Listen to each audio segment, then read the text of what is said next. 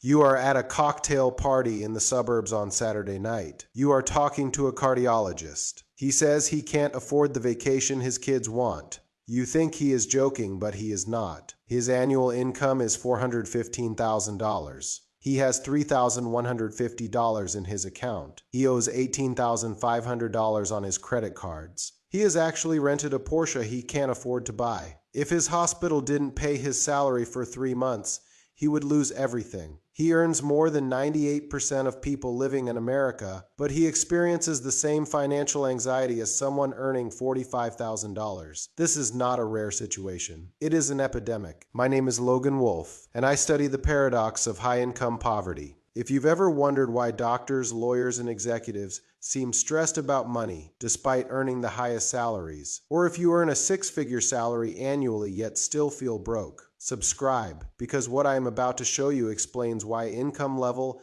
and financial security operate on completely separate tracks. Here are the data points that debunk most people's assumptions. According to a 2025 Goldman Sachs report, 41% of Americans earning between $300,000 and $500,000 live paycheck to paycheck. These aren't struggling families. They're high-income professionals who earn more monthly than most households earn annually. As I mentioned in my previous video, how does your financial behavior change at different income levels? Despite surpassing many financial thresholds, they still can't seem to reach the threshold of freedom. 40% of those earning over $500,000 report the same thing. 4 out of 10 people earning $500,000 don't feel secure. This debunks the narrative that stress disappears. Once you hit 6 figures, everything falls into place once you pass $200,000, and money becomes irrelevant once you reach $500,000. What matters is the freedom threshold, which is largely dependent on your own lifestyle and psychology after crossing a certain financial threshold. What you are witnessing is the high-income poverty trap. People earn more, spend more, and save nothing. In the 1980s, a household earning $150,000 in today's money was truly wealthy. That money could buy a large house, private school, vacations, and still allow for 20% savings. So what about today? Someone earning $300,000 in a coastal city pays $8,000 a month for housing, $4,000 per child for private school, $2,000 for a car, and $1,500 for insurance. Excluding discretionary spending, $180,000 is committed annually. This means that 60% of gross income goes toward basic needs. The global systems mechanism is designed to keep your psychology and subconscious under very good control. This is no joke. As your income increases, your spending increases at the same rate. Lifestyle inflation. A $15 lunch becomes $35. Toyota becomes BMW. An adequate apartment becomes a house with unused rooms. Each upgrade seems reasonable. You deserve it.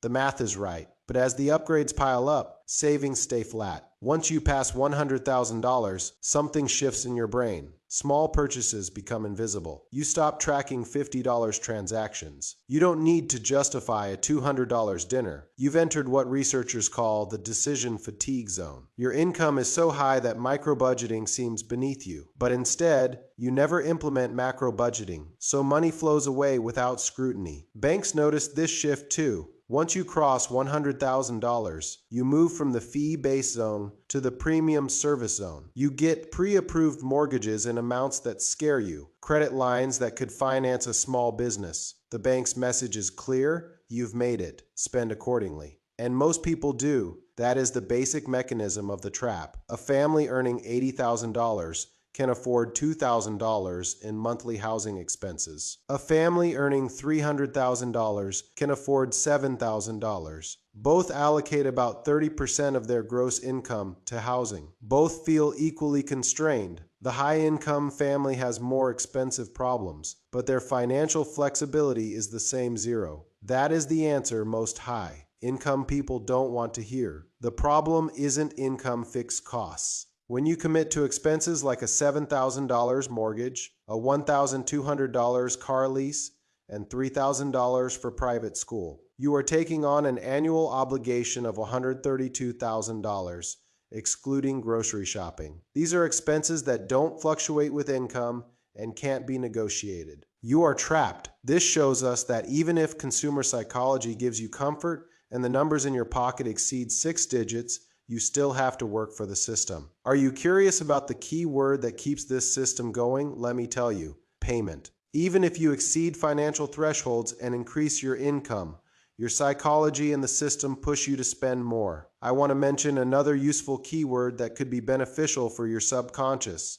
and help you stand up to the system: savings. Now, in the rest of the video, I will delve deeper into this topic and explain everything. First, I want to tell you about the research from the Millionaire Next Door, which shows that real millionaires don't live with high consumption. 94% of them live in middle-class neighborhoods. 60% own homes worth less than $500,000. A typical millionaire never spends more than $399 on clothing. Warren Buffett still lives in the house he bought in 1958 for $31,500. These are not people who cannot afford luxury. They chose wealth over appearance. The doctor driving a leased BMW looks richer than the plumber driving a 10-year-old pickup truck, but the plumber has a $2 million investment. The doctor, on the other hand, has $60,000 and mounting debt. Appearance and reality are completely separate. The formula is simple. Multiply your age by your pre-tax income, then divide by 10. This is your expected net worth. A 50-year-old earning $250,000 should have $1.25 million.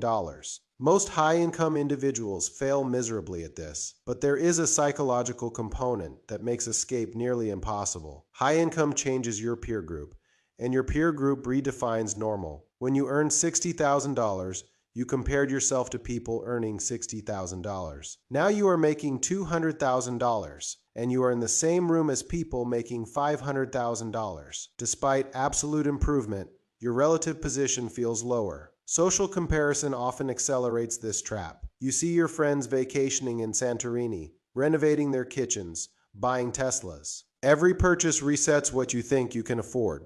Comparison is made not with your past self, but with everyone else's best moments. Charles Schwab's 2025 survey asked what wealth means. Americans said it takes $2.3 million to be rich. To feel comfortable, it takes $839,000. The average household net worth is $193,000. Someone reaches $500,000 and discovers it takes $839,000 to feel comfortable. They reach $1 million and learn that being rich means having $2.3 million. Goals are constantly shifting. 63% said they think they need more money this year than last year to be rich. Each milestone reveals a new milestone. But let's dig deeper, because there is a psychological component that makes escape nearly impossible. Higher income doesn't just change your spending, it also changes your peer group. And your peer group redefines what normal means. When you earned $60,000, you compared yourself to people earning $60,000. Now you earn $200,000, and you are in the same room as people earning $500,000. This is a mistake, in my opinion. No one should compare anyone else based on their financial situation, because, as I said in one of my previous videos, this race will be endless unless you become a billionaire. Despite absolute improvement, your relative position feels lower. Social comparison accelerates this trap. A 2025 study found that Instagram and the visibility of lifestyle choices influence high-income individuals spending more than other factors. You see your friends vacationing in Santorini, renovating their kitchens, buying Teslas. Every purchase signal resets what you think you can afford. The comparison is not with your past self, but with everyone else's most important moments. Comparing yourself only to yourself would be a beneficial move. In a 2025 Charles Schwab survey, people were asked what wealth means to them. Americans said they need $2.3 million to be rich. It takes $839,000 just to feel comfortable. The average household net worth is $193,000. The gap between expectation and reality is huge. This is where psychology breaks people down. Someone reaches a net worth of $500,000 and discovers that they now need $839,000 to feel comfortable. He reaches $1 million and learns that being rich means having $2.3 million. Goals are constantly changing. This is the hedonic treadmill on the income scale. 63% of survey respondents said they think they need more money this year than last year to be rich. Each milestone reveals a new milestone. The important thing is financial freedom, which has little to do with numbers. It is very simple. If your passive income exceeds your expenses, you are financially free. It is that simple. However, despite increasing the amount of money in their pockets and surpassing financial thresholds, most Americans cannot achieve financial freedom because no amount is ever enough, because the definition of enough is constantly recalibrated based on who you compare yourself to. Spending data reveals this trap. Households with incomes over $100,000 have an average credit card debt of $12,760. The top 20% of earners hold 35% of total credit card debt. Low-income households use credit to survive. High-income households use credit to maintain a lifestyle that leaves no margin. Total credit card debt reached $1.277 trillion in the fourth quarter of 2025, a 66% increase since the pandemic, reaching an all-time high. 36% of those earning over $100,000 carry a monthly balance. 61% of those with credit card debt have been in debt for over a year. This is not temporary, but chronic. Discretionary categories explain the situation. Monthly food delivery is $179, a 10.2% increase. Streaming services are up 12.5%. Ride-sharing increased by 7.9%. Each one seems insignificant, but $179 per month equals $2,148 per year. Add in subscriptions and you lose thousands of dollars with zero lasting value. High-income individuals scale this model first: class flights instead of economy class, hotels instead of Airbnb restaurants, instead of cooking, personal trainers instead of gyms. Everything is replaced with something more luxurious, more expensive. And each upgrade seems insignificant, but maintaining all of this requires all your income. And once this pattern is established, downgrading feels like failure. This is the framework real millionaires use. They have adjusted their psychology so that they never shy away from saving. Some even feel bad when they make unnecessary or expensive purchases. For yourself, you can first calculate your fixed costs: mortgage, cars, insurance, school fees, bills. If these exceed 50% of your gross income, you've fallen into a trap. You've committed to so many things that building wealth will become impossible. Second, you can calculate your savings first and then convert that money into an investment vehicle however you want. Speaking of investment, I want to remind you that no investment advice is given on this channel. I am just explaining financial thresholds and money psychology. Returning to our topic, after saving, spending the remaining money can be useful. Let's assume you earn $400,000 a year and invest $120,000. No matter how you spend the remaining $280,000, build wealth. Mathematics is unforgiving. Earn $300,000, save 30% of it, and save $90,000 per year. Over 20 years, with a 7% return, this amounts to $4 million. Save 5% of it, and save $15,000 per year. Over the same time frame, you will have $650,000. The difference is $3.35 million.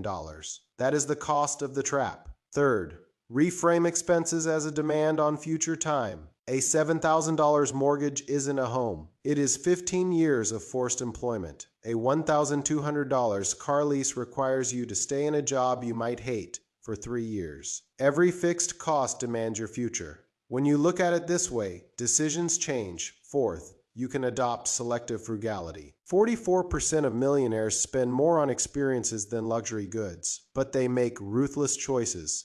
Incredible trips, a 12-year old car, children's education, no country club. This is not deprivation. This is intention. Investment behavior separates the winners. 73% of millionaires have never carried credit card debt. They have invested at least 15% before lifestyle expenses. To exceed $1 million, most worked for 28 years and reached this goal by age 49. It is a slow and tedious process. The Bureau of Economic Analysis data is striking. Of course, this is millionaire status achieved through work and savings. There is also entrepreneurship, which is a very different path. and I won't be able to discuss that in this video. Returning to our topic, the U.S. savings rate in December 2025 is 3.6%. Americans save $360 out of every $10,000. Higher income individuals save more, but as their income increases, so do their expenses, keeping their savings rates low. A person earning $75,000 and saving 4% saves $3,000 per year. A person earning $300,000 and saving 4% saves $12,000 per year. Despite earning 4 times more money, they are just as vulnerable. True wealth owners invest at least 15%.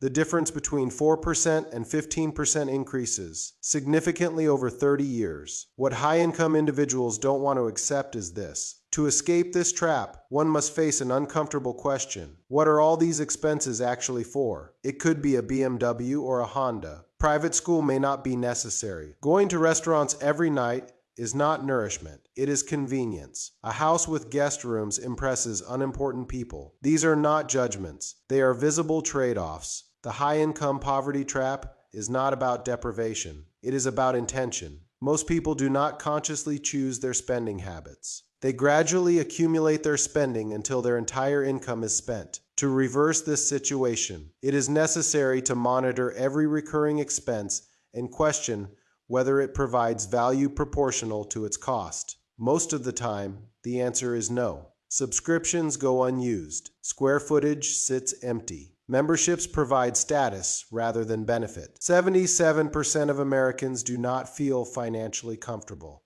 regardless of their income. 40% of those earning $500,000 live paycheck to paycheck. Credit card debt has reached an all-time high, while incomes have remained near record lows. The evidence is clear. Income alone does not solve financial problems. Making conscious choices about how much to save versus how much to spend creates the security that most people assume comes automatically with high income. This trap is real, but it is possible to escape it. To do so, you must accept that more money is never the solution. What you do with your money determines everything. A $200,000 income with 30% savings builds wealth faster than a $400,000 income with 5% savings. The math isn't complicated.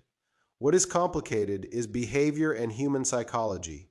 If this video showed you why high income isn't equivalent to financial security, subscribe. I explain the psychology and math behind building wealth that works at every income level. Comment below with your current income bracket. Have you fallen into the trap? Have you already escaped? Are you thinking about your next step? Let's compare notes. See you in the next video.